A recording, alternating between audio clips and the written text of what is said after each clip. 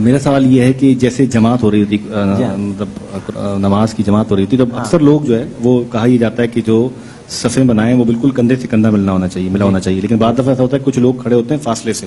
تو اگر آپ جماعت کراتے ہو کسی کو کھینچ کے اپنے ساتھ کر دیں کہ بھائی کیونکہ صف میں خلا ہے بہت زیادہ تو کہتے ہیں کہ وہ کمزور رہتی تو وہ خدا نہ خواستہ نماز باطل تو نہیں ہو جاتی, فاسد تو نہیں ہو جاتی کھینچنے سے, تو وہ فاصلے سے کھڑا ہوا ہے. کی مسجد میں تو ایسا کوئی نہیں کرتا.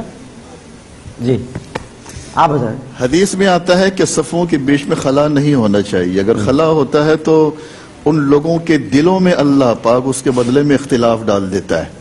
اور ایک حدیث میں یہ بھی آتا ہے کہ شیطان پھر وہاں آ کر مداخلت کر کے ہماری نمازوں میں خرابیاں ڈالتا ہے, وساوس ڈالتا ہے. تو ظاہر ہے کہ یہ نماز کا پورا ایک پروٹوکول ہے, یہ نماز کا پورا ایک پروٹوکول ہے کہ آپ کی صف بندی بالکل ٹھیک ہونی چاہیے. بلکہ کہا جاتا ہے جیسی ہوتے تو امام صاحب پہلے کہتے ہیں اپنی صفیں درست کریں. جی بالکل. تو اسی وجہ سے کہا جاتا ہے کہ یہ کندھے سے کندھا ملا لیں, اور جب کندھے سے کندھا آپ ملائیں گے بیچ میں خلا بھی ختم ہو جائے گا اور آپ کی صف بھی پوری بالکل سیدھی ہو جائے گی. مصری صاحب آپ کچھ پریشان ہیں؟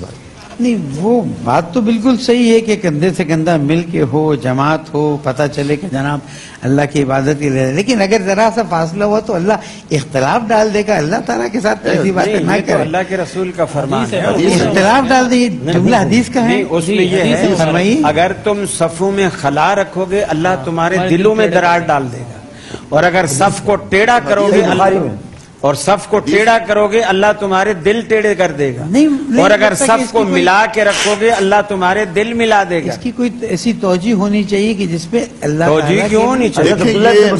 یعنی اگر ایک چیز ہمیں طبیعت کو پسند نہیں آ رہی تو عبداللہ ابن مسعود سے روایت ہے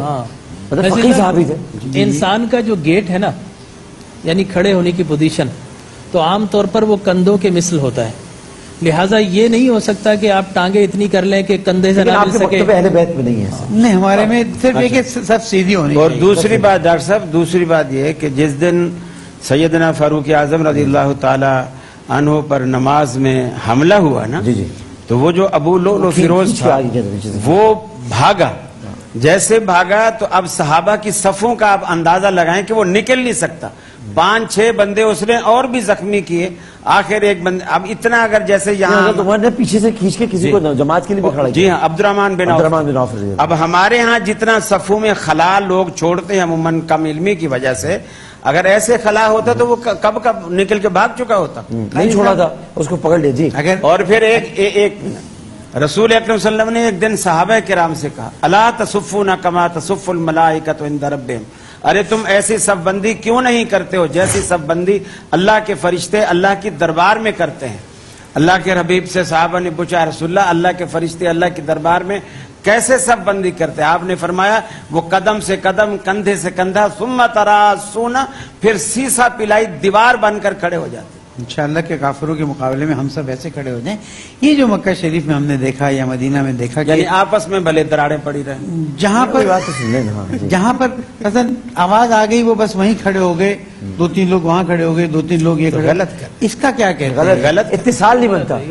اتصال نہیں بنے گا تو سب کیسے ہو؟ استبو اعتدلوا, اعتدال کے ساتھ کھڑے ہو. اعتدال کی بہترین صورت یہ ہے کہ جس طرح ابھی آپ کھڑے ہوں گے نا عالمون کے بعد, جس طرح آپ کی جو ٹانگیں جتنی پھیلتی ہیں یہ ایک نیچرل ہے, اسی طرح آپ کھڑے ہو, بہت فاصلے سے کھڑے ہو جائیں, بہت فاصلے سے ہو جائیں. یہ ذرا پیغام دے دیں کہ نہ صفوں میں فاصلہ ہو نہ ٹانگوں میں فاصلہ.